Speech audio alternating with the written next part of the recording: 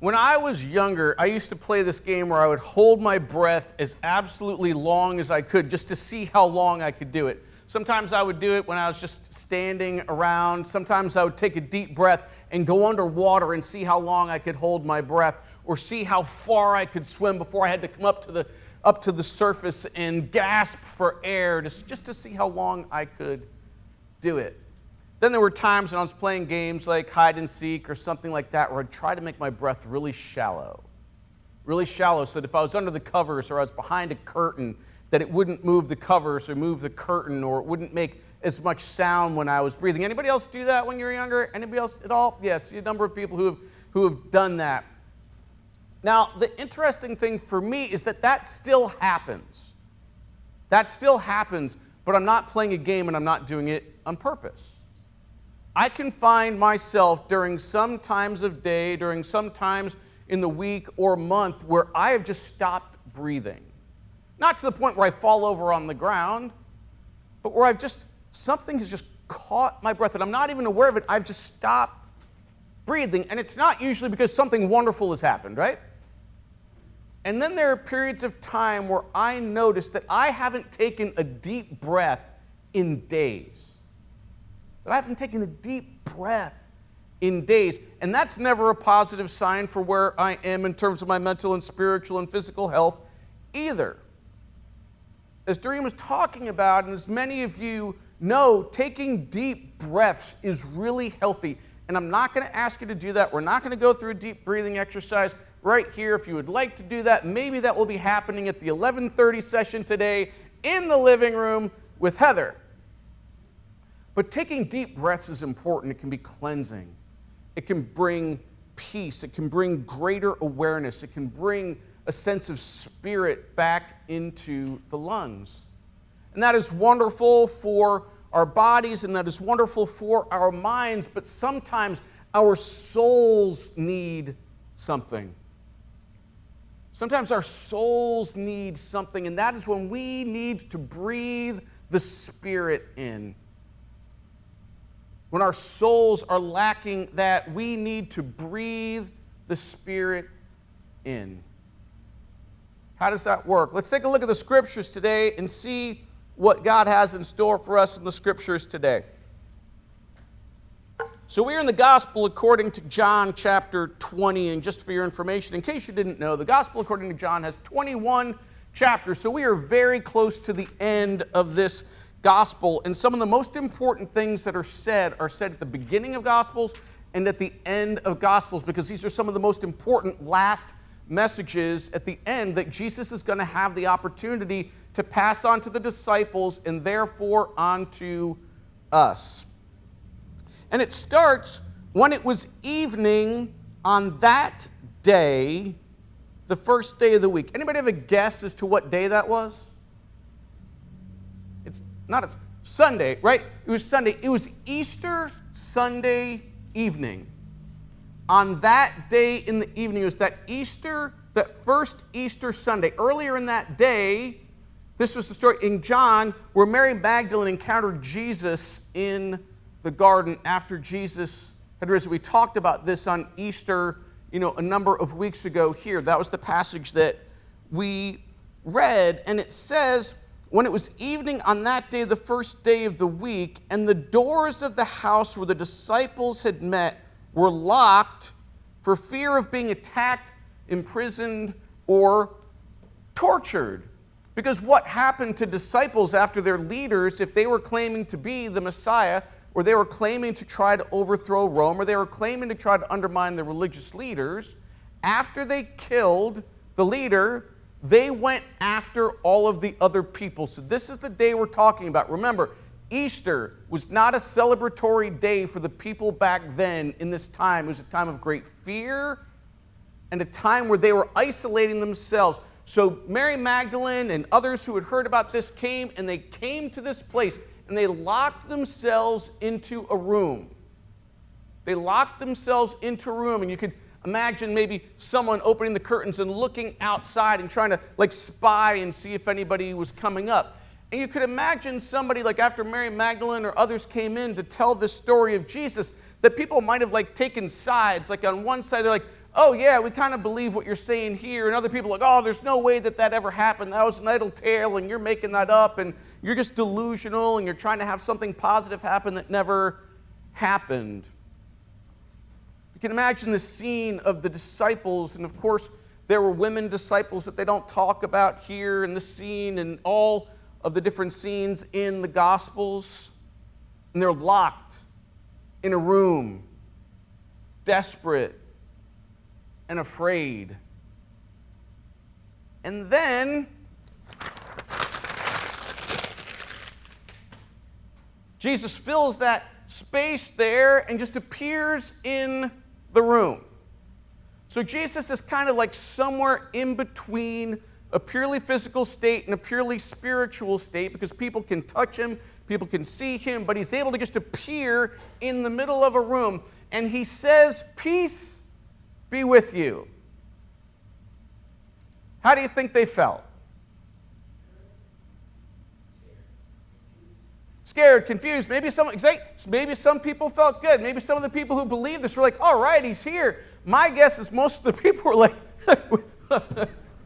that peace wasn't the first thing that entered their spirits, though some of them might have, who had already believed what was being said, or Mary Magdalene, who had already seen Jesus being there. But most of them probably weren't feeling this sense of peace because they're real people IRL, right? In real life, feeling real emotions in real time. And so they are not necessarily feeling this wonderful sense of peace when Jesus is like, peace be with you. So Jesus does what Jesus often has to do, which is try again, right? Say something or do something different, a variation on the theme to try to give the peace and the lesson that he is trying to give them in that moment. And so he shows them the wounds in his hands and his body and his feet. And then after they see him all beaten up and bloodied, they're like, yay, it's Jesus. But then again, he says, peace be with you. Tells those gathered, peace be with you. But he doesn't stop there. He says, as I have been sent, so I send you. Peace be with you. But here's the kind of peace that I am offering you. As I have been sent by God, so I am sending you. Peace be with you, and you are called. You are called. I am sending you out of this comfort zone, of this locked-in room. I am sending you out of the comfort zone that you have bound yourself within this fear and trepidation from what you believe is going to happen to you in the world. I am sending you out with peace and with purpose. With peace and with purpose. And then Jesus does something that is unconscionable in the post-COVID world. Comes up and he breathes on everybody. Breathes on everybody. Now, if I said, all right, everybody, this is how we are going to share the Spirit. Everybody go breathe on each other. How are you going to feel about that right now? Right? Right, exactly. People are like, I'm out. I'm out. Right? See ya. But this is, imagine this. This is intimate.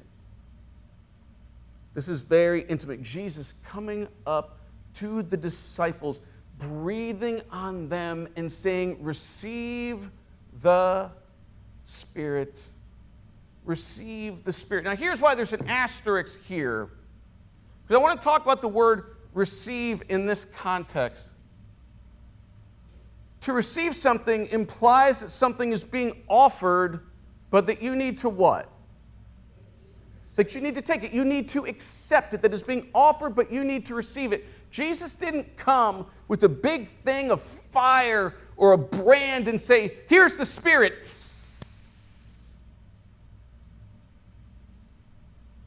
Jesus is offering the Spirit. But the disciples need to choose to receive this. choose to accept this offer of peace and purpose, to accept that call, to accept the peace of God, to be able to go out with peace and purpose out into the world. They need to choose to receive this Spirit, this very breath of God. This is the same breath from the beginning of Genesis, Genesis chapter 1, the first 2 verses. In the beginning, when God created the heavens and the earth was formless, void, and chaos covered everything. And then the breath of the Holy Spirit of God swept over, and the earth began to become formed. Not too many verses later, we hear how God takes dust and earth from the ground and shapes the form of a person, but that person doesn't become animated until God breathes God's very Spirit into that, and then Adam and humanity become animated and become alive. It is that same Spirit of God that each and every one of you had breathed into you at your very first breath at your birth. Jesus is offering to the disciples to no longer be trapped in those walls, no longer feel like dirt and dust on the ground after Jesus had been killed and executed up on a cross, offers them the very breath of life that created the universe, that created the first people, and that each of you have breathed into your lungs. And they have a choice whether to receive the Spirit or not. Whether they breathed the Spirit in, and they chose to, and then they did indeed go out with peace and purpose out of that room, up from the dust and into the world. And so Jesus has a question for you, because when he has questions for the disciples, it is questions for everybody who comes after. And the question is this: where do you need to breathe the Spirit in? Where do you need to breathe the Spirit in? Where are the places that you need to breathe the Spirit in for the first time? Or where are the places that you need to breathe the Spirit in again, where it used to be but no longer feels present? Do you need to feel the Spirit? Do you need to breathe the Spirit in somewhere in your body? Do you need to breathe the Spirit in somewhere in your mind? Do you need to breathe the Spirit in somewhere in your body, in your soul? If you feel bound by the fears in your life, breathe the Spirit in. If you feel like you have locked yourself in a room away from the world because of whatever reasons are taking you down in that way, breathe the Spirit in. If something has happened in your life and you feel like dust and dirt on the ground, breathe the Spirit in.